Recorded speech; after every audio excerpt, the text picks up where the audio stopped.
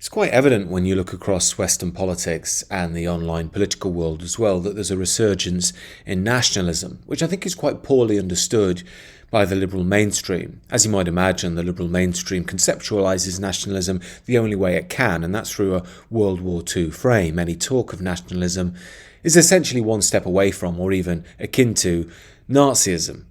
If anyone embraces any form of nationalistic thinking, they're going to embark on some genocidal crusade in a matter of minutes.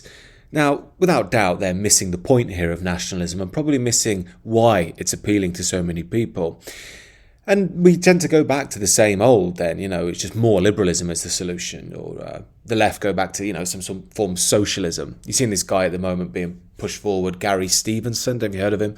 It's like a left-winger, economist, earned a load of money in trading, and now he's got this whole shtick of inequalities worsening and the elites are lying to you, and it's not really about immigration, that's all, far-right and stuff, it's all false consciousness. Now, I've tried to understand what he's saying, but it seems to me just the cliched same left-wing argument, Just socialism is the answer. End inequality and everything will be fine. And I think there's a massive blind spot, which I think nationalism is probably going to take in the Western world as we move forward. Now, I don't want to be naive here. I can understand a dimension of what the liberal types are saying with regards to nationalism. I can even sympathise with that.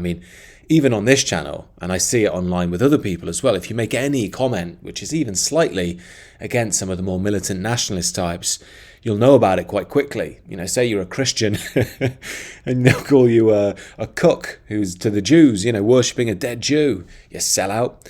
Or my wife, for instance, is Eastern European, and that can be a big problem for some as well. I don't understand that. I think at a time like this, Europeans should be sticking together. We've got bigger fish to fry than arguing amongst one another, but there are purists out there.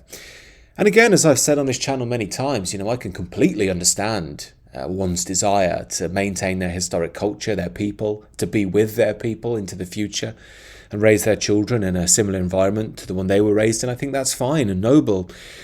But I don't really have, and I'm sure many other people out there don't have any innate animosity towards other groups. I don't no problem with Indians or Jews or Muslims or black folks innately. And that too can wind up some people to quite an extent, you're a cook, you're astroturfed, you're a sellout, all this sort of stuff. And, I sometimes think that that's going to backfire if they go down that road, because the average person who goes to work 9 to 5 and then has a little look at the politics, he doesn't really want to see people engaging in that sort of toxicity, at least in my view, although, of course, that view isn't so welcome amongst some types. No, I'm fully aware this isn't all nationalists. I've spoken to many nationalists who are much more reasonable. I think some of them call themselves common sense nationalists these days to try and, create an understandable difference between the more militant side of it. But personally speaking, this is why I'm always more comfortable with traditionalism. I think God goes above the nation. God and the tradition go above the nation. Not to say that the nation isn't important in any sense. It's very, very, very important. But God always comes first, and that means the tradition is the link between God and the nation, at least in my understanding.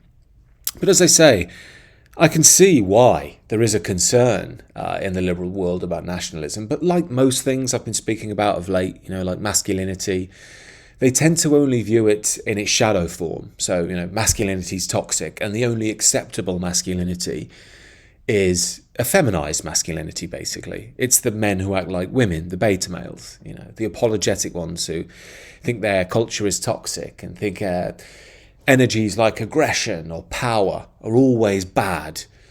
But they're not bad. They have a positive pole, a necessary pole to implement boundaries, and wise boundaries create peace and stability in the long run. And you see the same with nationalism. It's always seen as it's just hate. And while you can always find someone who engages in that and probably needs to do some work on himself, there are people who I think really are talking to something which is quite profound and something that, I would say even appeals to me, and that would be the light side of nationalism, because within it, and I think this is why the liberal mainstream is so worried about nationalism, it's not so much the marketing about, they're all evil. I think it's more that nationalists have a kryptonite when it comes to liberalism. And I think the liberals know it, or at least the more intellectual ones. And what that is that the nationalists are talking to something bigger than the self. Modern liberalism, modernism, whatever we want to call it, individualism, it's all rooted around the idea of the individual. And as I've said many times on this channel, that idea can be all well and good and even work very well and be very rewarding for people when your country is cohesive. It's again the 80s really. If you have a homogeneity in the country, generally culturally stable, you can go and embrace this world of individualism. Yeah, some people are going to miss out, but a lot of people are going to earn a lot of money. They're going to be able to express themselves in certain ways, have a certain standard of material living, which is great. But the problem is, and this is what we've experienced in recent years, what happens when those underlying foundations that allowed individualism to flourish start to crumble, i.e. what happens when so many people come in to a country that the core culture is eroding, the core people are eroding. When a lot of people who are millennials and zoomers go into the workforce in this day and age and they don't have the opportunities that were there 20 years ago. They're essentially just a cog in the machine. They're there to add a nought on someone else's bank account and they work only to pay their bills. That's it. They look out at the world and there's not really anything beyond the self that they can look to give them some sense of meaning. And what it means is we've created this rootless, spiritless life. And it's held together with ideology, really, the liberal ideology. If you just turn your ire back to the system, you can find meaning in hating Western tradition. Because by hating it, you're taking apart the inequalities that have created all this mess in the world. That gives people meaning. But the problem is it's not real meaning. Because the more the tradition you eat apart, the lack of foundations you have to stand upon. And that's where we are now in modern Britain. We've eaten ourselves out from the inside. The Shire has been dug out and concreted over for a bookies, a Tesco and a kebab shop. That's not very inspiring to next generations. And what this means is many people are realising that the liberal ideology is paper thin, really. They talk such a big game. But when it comes down to it, there's nothing really to it because a lot of liberalism, a lot of the multiculturalism talk and all that, it's just a front for one side, for the economic system. That wants people coming in so there's no national revolt against the power of international finance capital. And secondly, it allows leftists to have their way. If there's no unified voice, then they can take over the culture, which has essentially happened. But again, once you start to dig beneath that, you can see that people still yearn for that sense of meaning, for identification with something. I did a podcast recently and I was talking about, the innate human desire to be part of something bigger. Now, on a meta-spiritual level, you could say that that's the spiritual desire to go beyond the ego, as all the great traditions have shown us. But we don't like that language in this day and age. We don't really have those paths anymore. But we still will express it, even without that. even singing on a football terrace, that's a form of melting of the self into the crowd. That's why people do it. If you've ever sang on a football terrace, there's a moment of letting go of the self where you are the crowd. And there's a freedom in that. And people will always seek out those things because it's part of our nature. Music is another one. But in modernity, these are essentially just simulacra, fake copies of something more real, of a real identity which is bigger than the self. And that is what nationalism talks to. That's the real danger of nationalism. It speaks to an indelible identity, something beyond the material, that unifies a people. It's why for many of us who, when we think of Britain or England, these things strike very deeply because it's not just a country, it's not just pure material brute land, it's a spirit, it's a people, it's our ancestors, it's our future. It's everything embroiled in that word. And modernity tries to pretend all that's irrelevant or far right. It's not by its nature political at all. It's spiritual by its nature.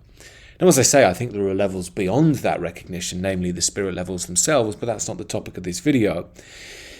My point is that liberalism cannot really challenge this on fair ground. It's why, in many ways, some thinkers outside of the liberal West view liberalism as satanic. Dugin is a bit like this in Russia. And I can see what he means in some senses. It's the idea that the world is purely the idea of the individual self, the realm of the individual self, and meaning is found by living out your own lower desires, money, status, women, all that sort of stuff that's promoted in the mainstream. And the counterbalance that we have in liberalism is just these kind of multicultural utopian dreams, which, as I say, are paper thin anyway, they're not real. And more people are figuring that out and looking for real soul, real meaning, real life, real love even.